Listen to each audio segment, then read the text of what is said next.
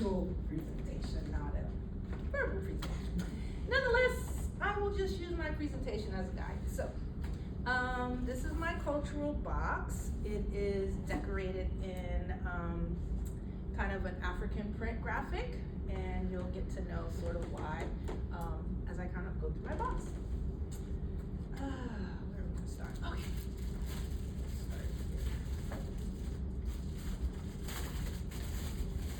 I didn't think I was gonna actually use the box. I thought I was gonna use the PowerPoint, so just bear with me. All right, this is my family. The reason why this picture is so significant to me is because, as you see, we're all wearing African clothes. My family, I grew up in a very Afrocentric family in the South, which was a very interesting balance because growing up, African history was something that many people in my culture and in my city kind of were ashamed of. And so our parents were very proud of our African heritage, even though we didn't know the origins of exactly where we came from. My parents were like, we're from Africa, we dressed like Africans, and that was how we lived our life. So that's really all I've known. We have like several family pictures, and we're all dressed like this. So African culture is a very big part of my life and sort of how I grew up, which is why I chose this particular picture. Clearly it's emic because it is very specific to this culture. Okay. All right, so I brought a map. Okay, I brought a map. I grew up in Charleston, South Carolina. Many people have visited there. Most people love visiting it as a tourist city because of the history. And so it's a very beautiful, beautiful city, and also a peninsula. So a peninsula basically means like it's surrounded by water except for one side. So I love all things water. I am a coastal girl. Seafood is my thing. Anything water, beach, I'm down for it. So I love that part of my city. The part that's not as great is that it also was 40% of slaves came through the Charleston port. So that part of our culture is actually very, very important and prevalent. The Geechee culture, which many people don't necessarily know about, is really they have preserved a lot of the African culture that's there. Unfortunately, that particular culture is really kind of looked down on in the city. People who maintain that culture, they were living on what we call the Sea Islands, and they were considered like uneducated, didn't want to sound like them. So I grew up where they kind of were like, you need to speak properly, do not use a Geechee accent. As soon as I get home, people think I'm from the Caribbean. Most of the times people hear a Caribbean accent because it is really a part of where I'm from. So that is a really an important part of my history. Let's see. All right, so the third thing is I brought some traditional foods from my city.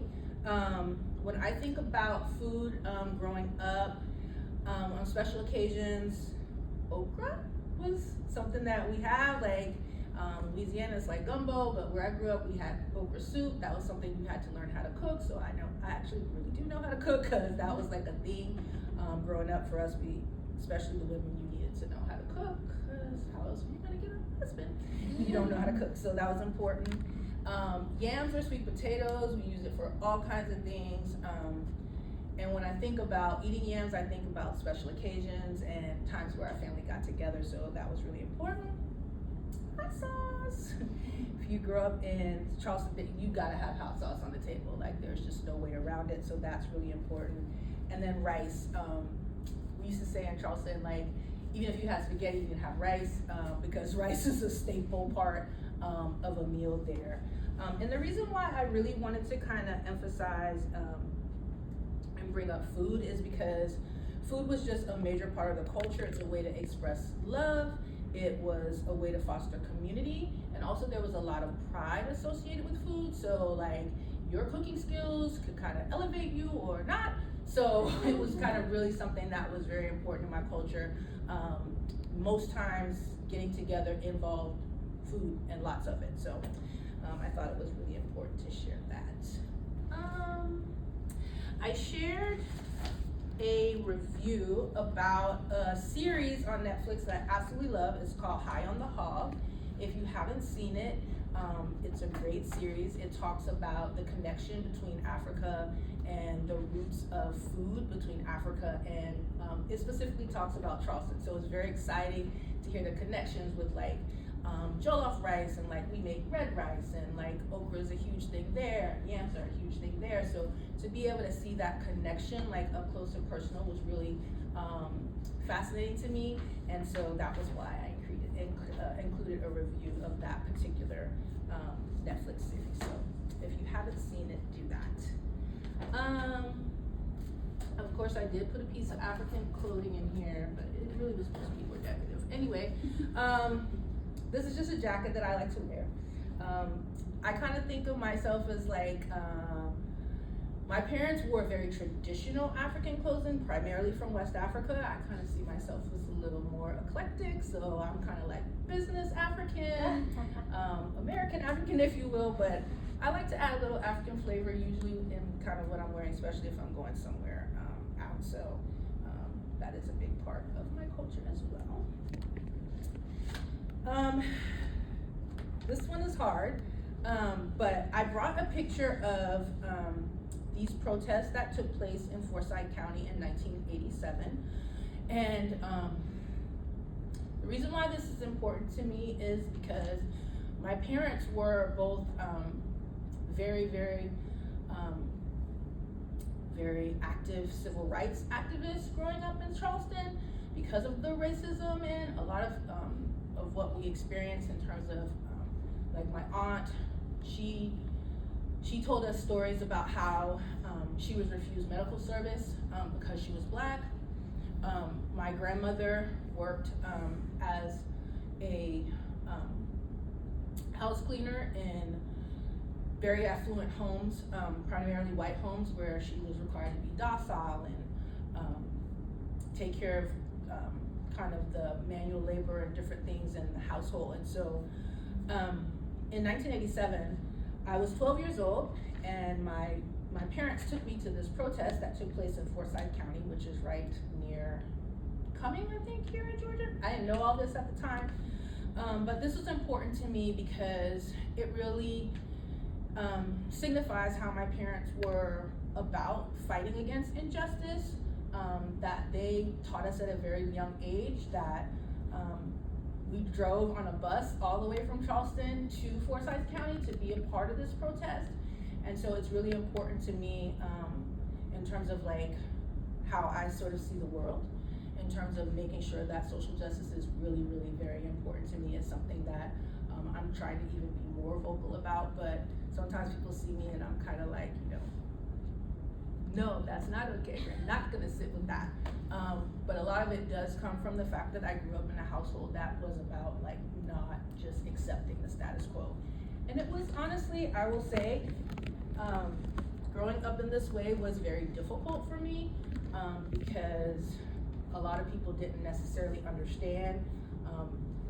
My parents also had a very high emphasis on education, so I went to, I will say, all white girls high school. And so trying to navigate all these different worlds was very difficult and challenging for me growing up. So I think that was 6 things. 1, 2, 3, 4, 5, 6. So 6. So those are the things that are in my box. I would say that most of the things that are in my box are emic because I believe that they emphasize a cultural uniqueness. They are very subjective, and a lot of the information that I got was based on like interviews and observations as opposed to like objective assessments. Now, about the ethnocentric monocultural bias, I will say that growing up in our household, there was a very high distrust for non-Black people. Our experience was not a very positive one. In fact, my mom was one of the first students who were bused to integrated schools in Bronx, New York. And so that's the mindset that they came from. She also is a first generation college graduate who studied Black studies. And so that was all very much a part of kind of how we grew up. And also within my extended family, because of their experience, yeah, I would say that there was a lot of ethnocentric monocultural bias based on actual experience, not just because it was based on actual experience. So that is something that I grew up with and I witnessed. Yeah, let's see. The question was, does it still exist today? I will say that while I consider myself and my family quite evolved with time, I think it's also impossible to unremember the experiences that your loved ones have had. And so I am very mindful of that, particularly doing this project. And have I been influenced? I definitely have been influenced. And I would say I've been influenced in probably 3 ways. I am very slow to trust. People say I'm very loyal, but if I don't know you, I don't know you. So, and so I am pretty skeptical. I do think that I withhold my authenticity a lot until I kind of think that people earn to see all of me. And then lastly, I will say that I'm working on this, but I do think that I wear a mask at a lot of times with people who may not find all aspects of my identity tolerable. So,